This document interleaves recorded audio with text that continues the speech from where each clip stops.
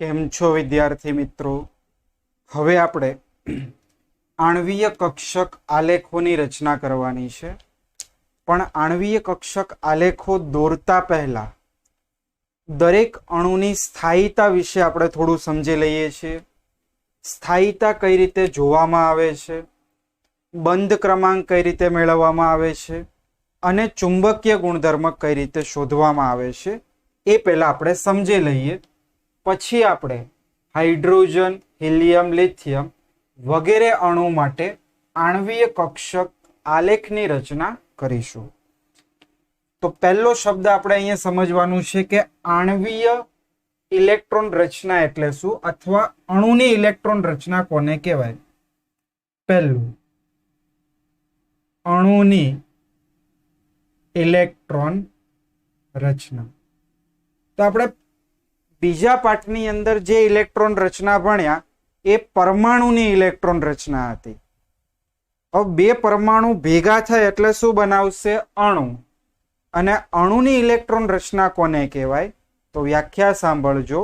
જુદી જુદી આણ્વીય કક્ષકોમાં ઇલેક્ટ્રોનની જે ગોઠવણી હોય છે તે ગોઠવણીને અણુની ઇલેક્ટ્રોન રચના કહીએ છીએ. તો વ્યાખ્યા લખીએ. જુદી જુદી આણ્વીય કક્ષકોમાં ઇલેક્ટ્રોનની ગોઠવણીને અણુની ઇલેક્ટ્રોન રચના કહે છે. આ એની વ્યાખ્યા થઈ ગઈ. હવે આણ્વીય કક્ષકો આપણે છેલ્લા પિરિયડમાં ભણી ગયા. એમાં બંધકારક પણ હોય, બંધ પ્રતિકારક પણ હોય, sigma 1s, sigma star 1s. મેં તમને હાઇડ્રોજનથી નાઇટ્રોજન સુધીનો ક્રમાંક લખાવ્યો હતો, એ આજના પિરિયડમાં આપણે કામમાં આવશે. બરોબર? તો એ દરેકે તૈયાર કરેલું હોવું જોઈએ. તો એવી આણ્વીય કક્ષકોમાં આપણે ઇલેક્ટ્રોનની ગોઠવણી કરવાની છે. તો આ પહેલી એક વ્યાખ્યા હતી.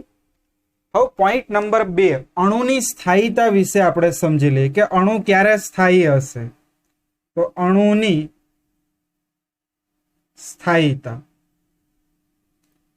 તો આપણે પહેલા પણ કીધું છે કે સ્થાયીતા ચલે છે 1 ઉર્જા. કોઈ પણ અણુ હોય એના માટે આવું સૂત્ર આવે, જેમ ઉર્જા ઓછી તેમ અણુની સ્થાયીતા વધારે થશે. સ્થાયીતા અને અણુની ઉર્જા આ બંને એકબીજાના વ્યસ્ત પ્રમાણમાં હોય. ઉર્જા જેમ ઓછી તેમ સ્થાયીતા વધારે થશે. હવે આપણે અહીંયા વાત કરીએ કે આપણે બે પ્રકારની આણ્વીય કક્ષકોની રચના કરી છે, બંધકારક આણ્વીય કક્ષકો અને બંધ પ્રતિકારક આણ્વીય કક્ષકો.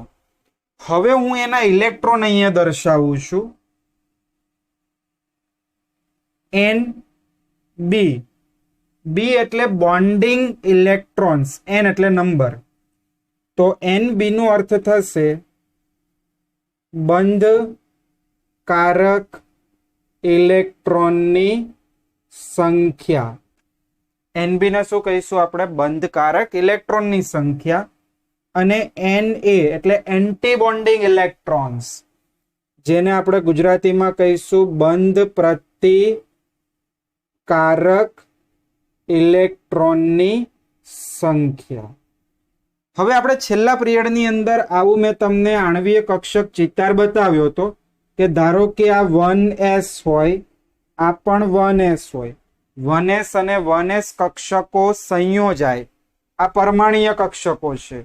આ પરમાણ્વીય કક્ષકો સંયોજાય એટલે વચ્ચે બે આણ્વીય કક્ષકો બનાવી, જેમાં એકની ઉર્જા ઓછી છે, જેને શું કીધું હતું? Sigma 1s. અને સિગ્મા 1s ને શું કીધું હતું? બંધકારક આણ્વીય કક્ષક. આ બંધકારક આણ્વીય કક્ષકમાં જે ઇલેક્ટ્રોન હોય એ ઇલેક્ટ્રોનને આપણે શું કહીશું? બંધકારક ઇલેક્ટ્રોનની સંખ્યા. ફરીથી બંધકારક આણ્વીય કક્ષક એટલે કે આવી જે sigma 1s sigma 2s star વગરની જે આણ્વીય કક્ષકમાં ઇલેક્ટ્રોન હોય તેને બંધકારક ઇલેક્ટ્રોન્સ કહીશું. હવે ઉપરની શું હતી? સિગ્મા સ્ટાર 1s, જેને આપણે શું કહીએ છીએ? બંધ પ્રતિકારક આણ્વીય કક્ષક. બંધ પ્રતિકારક આણ્વીય કક્ષકમાં રહેલા ઇલેક્ટ્રોનની સંખ્યાને શું કહીશું? બંધ પ્રતિકારક ઇલેક્ટ્રોનની સંખ્યા. હવે ધ્યાનથી જુઓ, આ બંનેમાંથી કયા ઇલેક્ટ્રોન્સની ઉર્જા ઓછી હશે? તો આની ઉર્જા કેવી આવશે? ઓછી આવશે. આની ઉર્જા ઓછી હોય માટે બંધકારક ઇલેક્ટ્રોનની સંખ્યા જેટલી વધારે તેટલું અણુ સ્થાયી થશે. તો આપણે પોઈન્ટ લખીશું અહીંયા. જો અણુમાં બંધકારક ઇલેક્ટ્રોનની સંખ્યા બંધ પ્રતિકારક ઇલેક્ટ્રોન કરતા વધારે હોય. બરોબર. ફરીથી, બંધકારક આણ્વીય કક્ષકમાં ઇલેક્ટ્રોનની સંખ્યા બંધ પ્રતિકારક આણ્વીય કક્ષકો કરતા વધારે હોય તો તે પ્રબળ બંધન બનાવશે. પ્રબળ બંધ બને એટલે અણુ શું થશે? વધારે સ્થાયી થશે. તો કરતા વધારે હોય ત્યારે અણુ સ્થાયી બને છે. બરોબર. આ અણુ સ્થાયી ક્યારે બને એનો પોઈન્ટ લખ્યો આપણે. ફરીથી, બંધકારક ઇલેક્ટ્રોનની સંખ્યા બંધ પ્રતિકારક ઇલેક્ટ્રોનની સંખ્યા કરતા કેવી હોય? વધારે હોય ત્યારે. હવે આનાથી વિરુદ્ધ પોઈન્ટ લખવો હોય, જો અણુમાં બંધકારક ઇલેક્ટ્રોનની સંખ્યા બંધ પ્રતિકારક ઇલેક્ટ્રોન કરતા ઓછી હોય ત્યારે અણુ અસ્થાયી બને છે. આ થઈ ગયો બીજો પોઈન્ટ. જો બંધકારક ઇલેક્ટ્રોનની સંખ્યા ઓછી હોય કોના કરતા? બંધ પ્રતિકારક કરતા, તો અણુ કેવો બની જાય છે? અસ્થાયી બને છે. આ બે પોઈન્ટ અહીંયા છે. ક્લિયર? હવે આપણે બીજું અણુની સ્થાયીતા. હવે હું તમને એક અહીંયા બંધ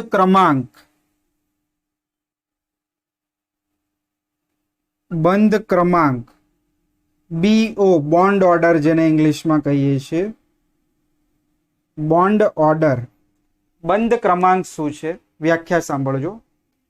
બંધકારક ઇલેક્ટ્રોનની સંખ્યા અને બંધ પ્રતિકારક ઇલેક્ટ્રોનની સંખ્યાના અડધા મૂલ્યને બંધ ક્રમાંક કહે છે.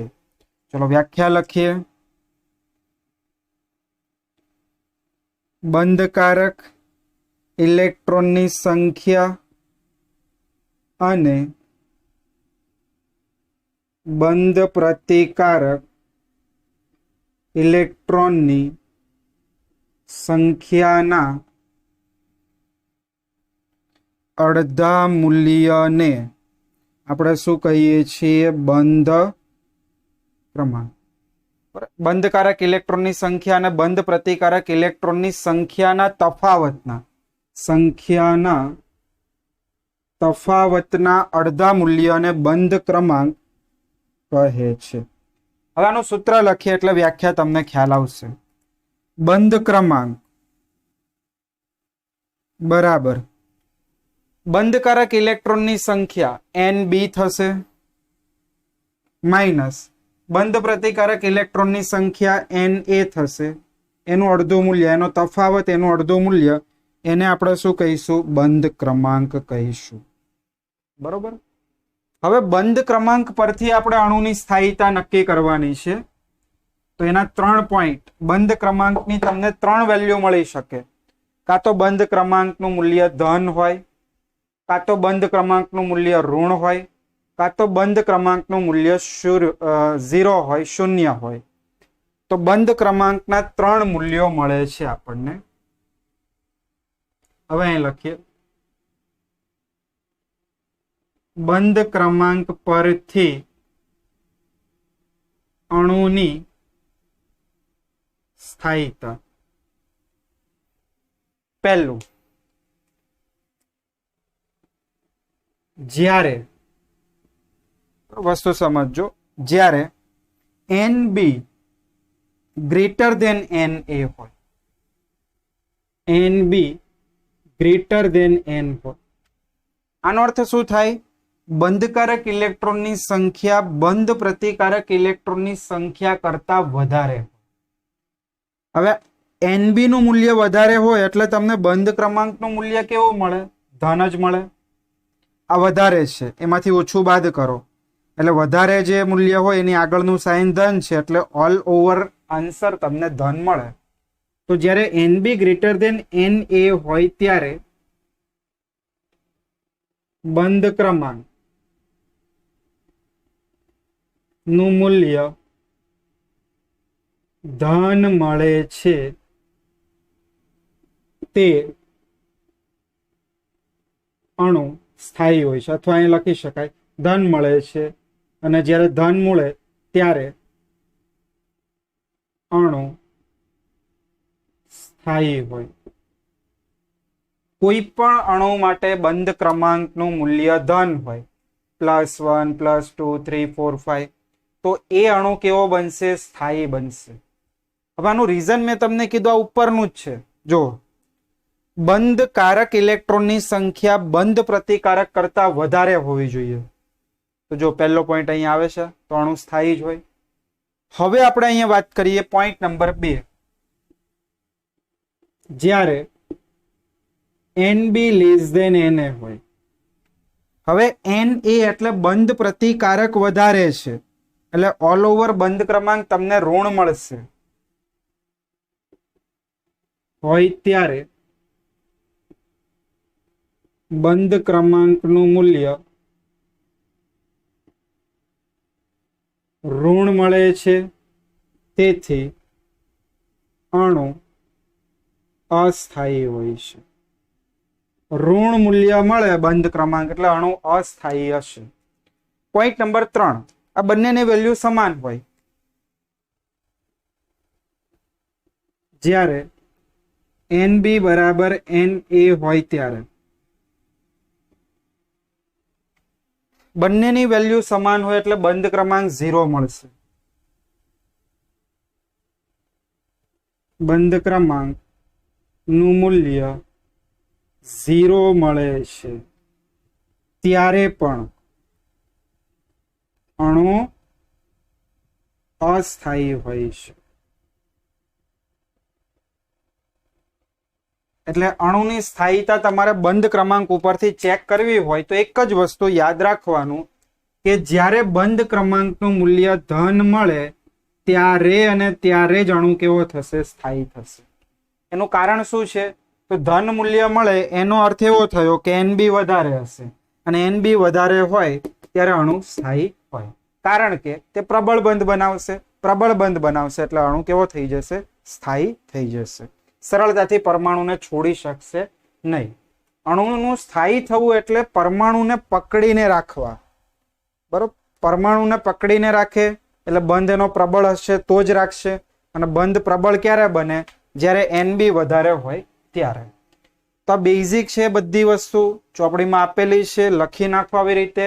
પછી આપણે ચુંબકીય ગુણધર્મની વાત કરીએ.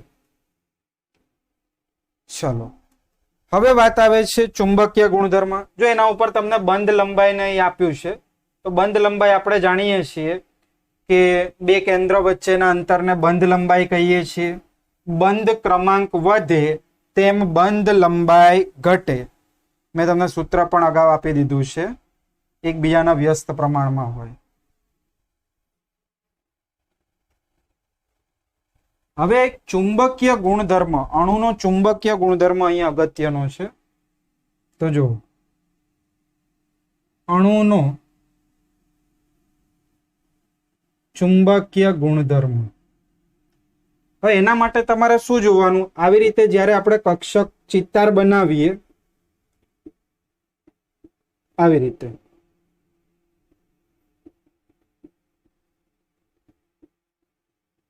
ત્યારે અહીંયા તમારે આ આણ્વીય કક્ષકો છે, તો આને શું કહીશું આપણે, આણ્વીય કક્ષકો. જો આણ્વીય કક્ષકોમાં બધા ઇલેક્ટ્રોન આવી રીતે યુગ્મિત હોય, એટલે કે બેકી સંખ્યામાં હોય, એટલે કે જોડકું બનાવી દીધેલું હોય, તો તે પ્રતિચુંબકીય હશે. એટલે કે ચુંબકીય ક્ષેત્રની હાજરીમાં એ અપાકર્ષણ થશે, બરોબર, અપાકર્ષિત થશે. તો પોઈન્ટ અહીં લખીએ છીએ, અણુનો ચુંબકીય ગુણધર્મ બે પ્રકારનો હોય. પહેલું પ્રતિચુંબકીય ગુણધર્મ,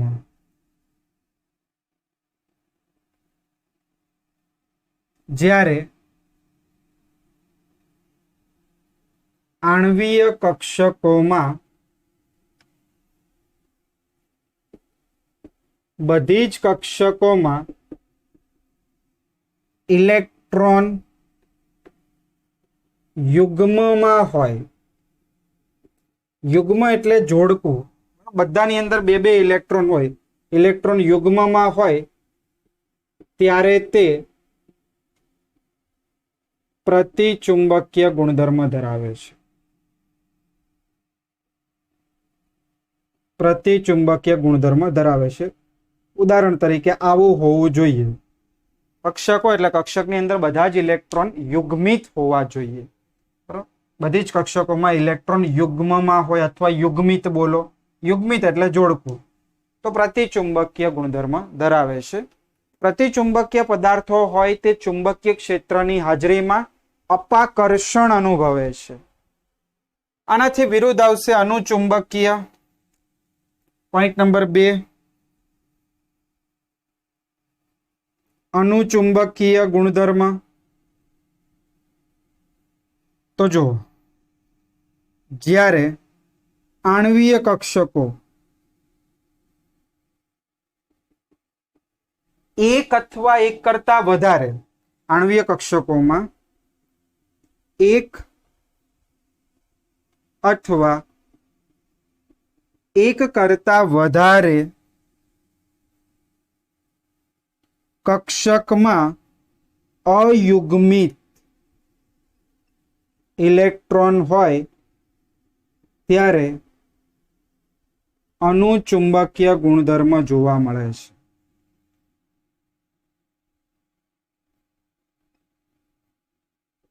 હવે અનુચુંબકીય ગુણધર્મમાં શું થાય, ચુંબકીય ક્ષેત્રની હાજરીમાં આકર્ષણ પામશે.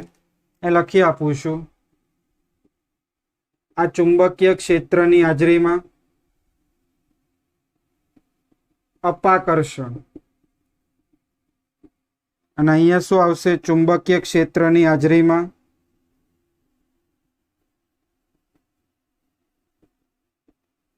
આકર્ષણ. હવે આનું મારે લખવું હોય તો આવી રીતે લખી શકાય, સિંગલ ઇલેક્ટ્રોન હોવો જોઈએ. એક હોય અથવા એક કરતા વધારે હોય તોય ચાલે, તો અનુચુંબકીય. અને બધાએ જો યુગ્મ બનાવી દીધું હોય તો પ્રતિચુંબકીય ગુણધર્મ હશે. તો લખી નાખો એટલું. પછી આપણે અહીંયા આણ્વીય કક્ષક ચિત્તારો બનાવીએ છીએ. ચલો હવે આપણે આણ્વીય કક્ષક આલેખોની રચના કરીએ, જેમાં આપણે જોવાના છે કેટલાક સમકેન્દ્રીય દ્વિપરિમાણીય અણુ, એટલે એવા અણુઓ કે જેના અંદર બે પરમાણુ ભેગા થતા હશે અને આ બંને પરમાણુ એક સરખા હોય, એટલે નામ શું આપ્યું, સમકેન્દ્રીય.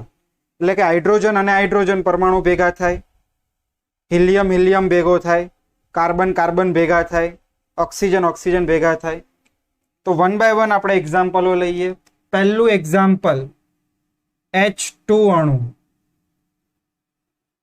જો H2 અણુ ક્યારે બને, તો જ્યારે બે હાઇડ્રોજન પરમાણુઓ એકબીજા સાથે સંગઠન પામશે, એટલે એક હાઇડ્રોજનનો 1s1 ઇલેક્ટ્રોન અન્ય હાઇડ્રોજનનો 1s1 ઇલેક્ટ્રોન ભેગા થશે અને વચ્ચે જે અણુ બનશે એમાં કેટલા ઇલેક્ટ્રોન આવશે? 2 ઇલેક્ટ્રોન આવશે. તો આખી રચના સાથે અહીંયા હું સમજાવું છું. જો હાઇડ્રોજન અણુની આણ્વીય ઇલેક્ટ્રોન રચના અહીંયા આપણે બાકી રાખીએ છીએ. આણ્વીય ઇલેક્ટ્રોન રચના હમણાં હું અહીંયા સમજાવું. પેલા તો આપણે એનો ચિત્તાર દોરીએ આવી રીતે. આ બાજુ મેં શું લખ્યું? હાઇડ્રોજન પરમાણુ. આ બાજુ પણ શું લખ્યું? હાઇડ્રોજન પરમાણુ. ચલો, હાઇડ્રોજન પરમાણુની અંદર 1s1 આ એક ઇલેક્ટ્રોન. આ હાઇડ્રોજન પરમાણુનો પણ અહીંયા શું આવશે? 1s1 electron. બંને પરમાણુય કક્ષકો ભેગી થઈ એટલે નવી કેટલી કક્ષકો બનાવે? 2. એકની ઉર્જા વધારે હશે, એકની ઓછી હશે. જે ઓછી હોય એને નીચે લખીએ છીએ. આને શું કહીશું આપણે? Sigma 1s. આને શું કીધું તું? Sigma star 1s. અને વચ્ચે શું મળ્યું? હાઇડ્રોજન અણુ. 2 હાઇડ્રોજન પરમાણુ ભેગા થયા એટલે હાઇડ્રોજન અણુ. ચલો, 1 અને 1 કેટલા ઇલેક્ટ્રોન? 2. હવે ઇલેક્ટ્રોનની ગોઠવણી આઉફ બાઉફના નિયમ પ્રમાણે કરવાની. એટલે એક બોક્સમાં 2 ઇલેક્ટ્રોન ભરાય. એટલે તમે આ 1 અને આ 2 ટોટલ 2 ભરવાના હતા. 2 ઇલેક્ટ્રોન ભરાઈ ગયા. તો આ થઈ ગયો હાઇડ્રોજન અણુ માટે આણ્વીય કક્ષક આલેખ. ચલો, હાઇડ્રોજન અણુની આણ્વીય ઇલેક્ટ્રોન રચના શું થશે? તો સિગ્મા 1s2. સિગ્મા 1s માં 2 ઇલેક્ટ્રોન એટલે સિગ્મા 1s2. ચલો, આ ઉપરાંત આનો બંધ ક્રમાંક હું અહીંયા સમજાવું છું. મેં તમને આગળ હમણાં સૂત્ર લખ્યું હતું. બંધ ક્રમાંક બરાબર NB NA/2. ચલો, NB એટલે નીચેની કક્ષકો. કેટલા ઇલેક્ટ્રોન છે? 2. એટલે મેં લખ્યું 2 માઇનસ ઉપર ઇલેક્ટ્રોન નથી તો 0/2. એટલે 2/2 કેટલા થશે? 1. એટલે હાઇડ્રોજન માટે બંધ ક્રમાંક કેવો મળ્યો? +1. હવે બંધ ક્રમાંક +1 મળે તો અણુ કેવો થઈ ગયો? સ્થાયી. તો અહીં લખી શકાય H2 અણુ સ્થાયી છે. કેમ? કારણ કે H2 માટે બંધ ક્રમાંક કેટલો મળે છે? 1. H bond H. હવે આવે છે ચુંબકીય ગુણધર્મ. તો તમારે આણ્વીય ઇલેક્ટ્રોન રચનામાં આ બંને ઇલેક્ટ્રોનને યુગ્મ બનાવેલું છે માટે ચુંબકીય ગુણધર્મ કયો આવશે? પ્રતિચુંબકીય ગુણધર્મ. ચલો, ક્લિયર થાય? ફટાફટ વિડીયો પોઝ કરીને હાઇડ્રોજન માટે દોરી નાખો. પછી હું તમને હિલિયમ માટે આમાં જ બતાવું છું. ચલો, નેક્સ્ટ આવશે અહીંયા He2 હિલિયમ અણુ. હવે હિલિયમ અણુ તો અહીંયા તમારે શું કરવું પડે? He પરમાણુ, He પરમાણુ. અહીંયા શું થઈ જશે? He2 અણુ. ચલો, હિલિયમ માટે કેટલા ઇલેક્ટ્રોન આવે? 1s2 1s2. ચલો, ઇલેક્ટ્રોન આણ્વીય કક્ષકમાં દોરો. 1 2 3 4. તો 2 ઇલેક્ટ્રોન તો દોરી નાખ્યા, બીજા 2 ઉપર દોરી દો. 4 ઇલેક્ટ્રોન. બંધ ક્રમાંક આ 2 અને ઉપર પણ 2 એટલે 2 - 2/2 એટલે અહીં શું થઈ ગયું? 0/2. એટલે આન્સર શું આવ્યો? 0. ચલો, આન્સર 0.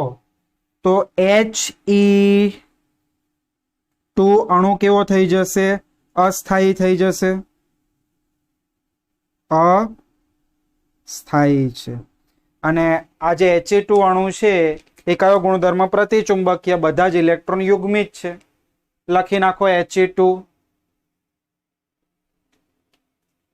ચલો, હાઇડ્રોજન પત્યું. હિલિયમ પછી લિથિયમ માટે બાજુમાં બતાવું છું.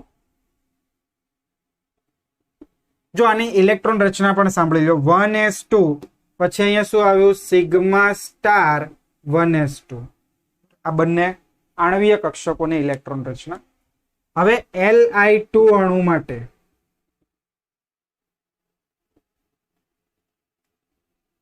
આણ્વીય ઇલેક્ટ્રોનની રચના અહીંયા બાકી રાખીએ છીએ. જો આ રીતે આવશે એનું. નીચે શું લખવાનું? લિથિયમ પરમાણુ. લિથિયમ પરમાણુ. लिथियम 2 अणु आ 1s 1s। चलो लिथियम એટલે પરમાણુ ક્રમાંક 3, ઇલેક્ટ્રોન રચના 1s2 એટલે 1s2 પછી શું આવશે 2s1 2s1 તો અહીંયા પણ 2s1 આવે, બંને બાજુ લિથિયમ છે। ચલો આ બંનેનું સમિશ્રણ થયું એટલે નવી 2 બની વચ્ચે આણ્વીય કક્ષકો। આને શું આપ્યું સિગ્મા 1s, ઉપર વાળીને સિગ્મા 1s સ્ટાર। હવે અહીંયા જે 2 બનશે આને શું આપશો સિગ્મા 2s, આને સિગ્મા 2s સ્ટાર। ચલો ઇલેક્ટ્રોનની ગોઠવણી 1 2 3 4 તો અહીંયા તમે કઈ રીતે ગોઠવશો 1 2 3 4 1 અને 2 તો 1 અને 2 થઈ ગયા 6 ઇલેક્ટ્રોન। આણ્વીય ઇલેક્ટ્રોન રચના અહીંયાથી લખતા જાઓ sigma 1s2 sigma 1s2 sigma 1s star 2 sigma 1s star 2 sigma 2s2 sigma 2s2 बंध क्रमांक।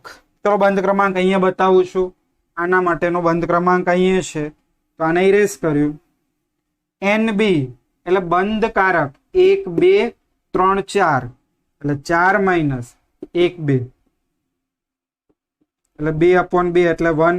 બંધ ક્રમાંક કેટલો મળે છે 1 મળે છે તો એ લખી શકાય બંધ ક્રમાંક બરાબર 1 માટે Li2 અણુ કેવો છે સ્થાયી છે। અને ગુણધર્મ જુઓ હજી અહીંયા બધા યુગ્મિત જ છે એટલે ગુણધર્મ કેવો આવશે પ્રતિચુંબકીય જ આવશે। લખી નાખો Li2 માટે એટલે આમાંનામાં હું તમને બેરેલિયમ માટે પણ બતાવું। ચલો ફેરફાર જોઈ લો, અહીંયા આવશે Be2 એટલે અહીંયા તમારે શું કરવું પડે બેરેલિયમનો પરમાણુ અને અહીંયા શું થશે Be2 અણુ। ચલો બેરેલિયમની ઇલેક્ટ્રોન રચના 1s2 2s2 1s2 તો છે જ 2s2 કરો 2s2 કરો કેટલા ઇલેક્ટ્રોન ઉપર 4 આવે 1 2 3 4 2 ગોઠવેલા છે બીજા 2 ગોઠવો। બંધ ક્રમાંક તો બંધ ક્રમાંકની અંદર અહીંયા સુધારા વધારા જોઈ લો 1 2 3 4 તો 4 માઇનસ 1 2 3 4 આ 4 અપોન 2 એટલે 0/2 એટલે બંધ ક્રમાંક 0 એટલે મારે અહીં શું લખી શકાય Be2 અણુ કેવો હોય છે અસ્થાયી છે। ગુણધર્મ તો અહીંયા પણ હજી શું આવશે પ્રતિચુંબકીય જ આવશે। ચલો Be2 માટે લખી નાખો।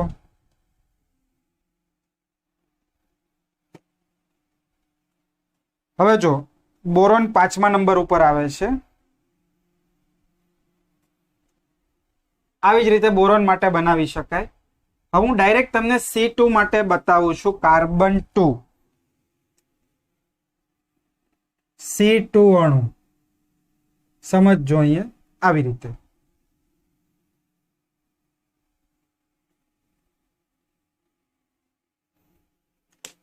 જો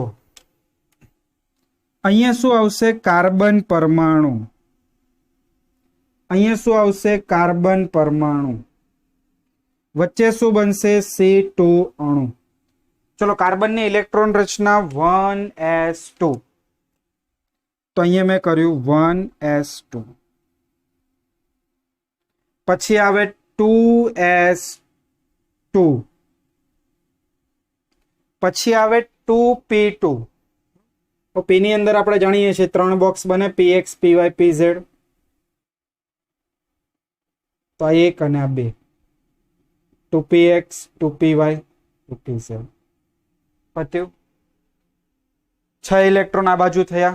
આવી જ રીતે 6 ઇલેક્ટ્રોન અહીંયા થવા જોઈએ કાર્બન માટે।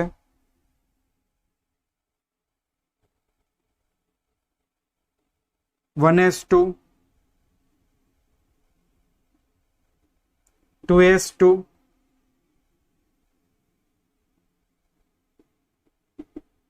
2px 2py 2pz 1 અને 2। હવે આ બંને કક્ષકોનું સમિશ્રણ થયું એટલે આપણને બે નવી કક્ષકો આવી બની।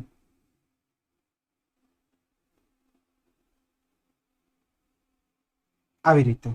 આને શું કીધું હતું આપણે? Sigma 1s. આને કીધું હતું સિગ્મા સ્ટાર 1s. ચલો ઇલેક્ટ્રોન ગોઠવતા જઈએ. 1 2 3 4, તો 4 ઇલેક્ટ્રોન ગોઠવો અહીંયા. 1 2 3 4. ચલો ત્યારબાદ 2s અને 2s સમિશ્રણ પામે છે.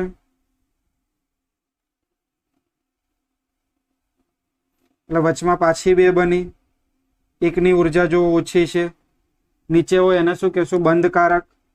એટલે સિગ્મા 2s અને ઉપર વળીને સિગ્મા સ્ટાર 2s. કેટલા ઇલેક્ટ્રોન? 4. ગોઠવી દો 4. હવે અહીંયા 1 2 3 4 5 6 કક્ષકો ભેગી થઈ. 6 કક્ષકોનું સંગઠન થઈને નવી કેટલી બનશે? 6. એમાંથી અડધી કક્ષકોની ઉર્જા ઓછી હોય, જે નીચે હોય, અડધી ઉપર આવે. 3 નીચે અને 3 ઉપર. હવે એની અંદર પણ મેં તમને બતાવ્યું તો સિક્વન્સ લાસ્ટ પિરિયડની અંદર શું આવશે? 2 નીચે આવી રીતે પાઈ 2px બરાબર પાઈ 2py. પછી અહીંયા શું આવશે? Sigma 2pz. હવે ઉપર શું આવશે એના પછી? સ્ટાર વાળી.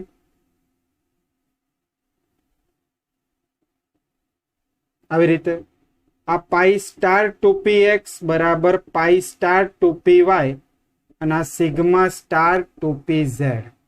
આ થઈ ગઈ બધી કક્ષકો. હવે ઇલેક્ટ્રોનની ગોઠવણી અહીંયા સમજવાની છે.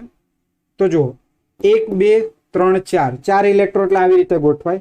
આ 1, આ 2, આ 3 ના 4. આ થઈ ગયો C2 અણુ માટેનો ચિતાર.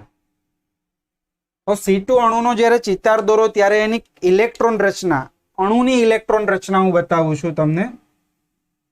તો જો અહીંયાથી લખવાનું ચાલુ કરવાનું. સિગ્મા 1s2,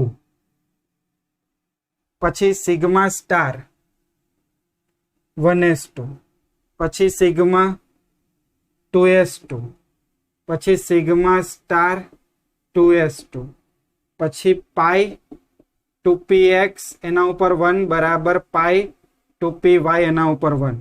બસ અહીંયા સુધી લખવાની થાય. તમારે ઇલેક્ટ્રોન ગણી લેવાના, 12 થઈ જાવ જોઈએ. 2 2 4 2 6 2 8 9 10. સોરી, અહીંયા 2 2 ઇલેક્ટ્રોન છે, તો અહીંયા શું આવશે? 2 અને 2. 1 2 1 2 એટલે 2 2 ઇલેક્ટ્રોન. તો ટોટલ 1 2 3 4 5 6 કક્ષકો ભરાઈ ગઈ. 1 2 3 4 5 6 6 2 12 ઇલેક્ટ્રોન. હવે વાત કરીએ છીએ અહીંયા બંધ ક્રમાંક.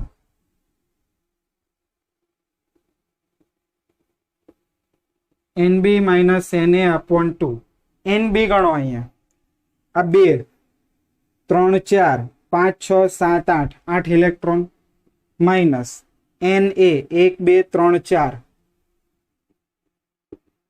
4/2 એટલે 2. બંધ ક્રમાંક 2 એટલે C2 અણુ કેવો છે? સ્થાયી છે. ચુંબકીય ગુણધર્મ હજી જો આમાં બધા ઇલેક્ટ્રોન યુગ્મિત છે, સિંગલ ઇલેક્ટ્રોન નથી. જો કોઈક આવો એકલો ઇલેક્ટ્રોન હોત ને તો એને આપણે શું કહેત? અનુચુંબકીય. પણ જે બધા ઇલેક્ટ્રોન યુગ્મિત છે, ગુણધર્મ તો કેવો આવશે? પ્રતિચુંબકીય જ આવશે. તો આ થઈ ગયો C2 અણુ માટે. વિડીયો પોઝ કરીને ફટાફટ લખી નાખો અને પછી છેલ્લો આલેખ તમને N2 માટે કરાવું છું. ચલો હવે અહીંયા આવશે N2. ફેરફાર જોઈ લો. અહીંયા તમારે કરવાનો N પરમાણુ, આ N પરમાણુ અને અહીંયા આવશે N2 અણુ. ચલો N એટલે ઇલેક્ટ્રોન 7 આવશે. 1s2 2s2 2p3. એક ઇલેક્ટ્રોન વધ્યો, એક ઇલેક્ટ્રોન વધ્યો. 6 ઇલેક્ટ્રોન, તો 1 2 3 4 5 અને આ 6 થઈ ગયું. ઇલેક્ટ્રોન રચનાની વાત આવે તો સિગ્મા 2pz ને એક એડ કરવી પડે. આ થઈ ગઈ N2 ની ઇલેક્ટ્રોન રચના. બંધ ક્રમાંકની વાત આવે તો 1 2 3 4 5 6 7 8 9 10. 10 માઇનસ 4 એટલે 6. 6/2 એટલે 3. 3 એટલે ધન સંખ્યા, એટલે N2 અણુ સ્થાયી. ગુણધર્મ પ્રતિચુંબકીય. તો અહીંયા સુધી આજે આપણે રાખીએ છીએ. ઓક્સિજન ફ્લોરિનના આલેખ અને હાઇડ્રોજન બંધ એ 2 ટોપિક બાકી છે, જેને નેક્સ્ટ પીરિયડમાં આપણે જોઈ લઈશું.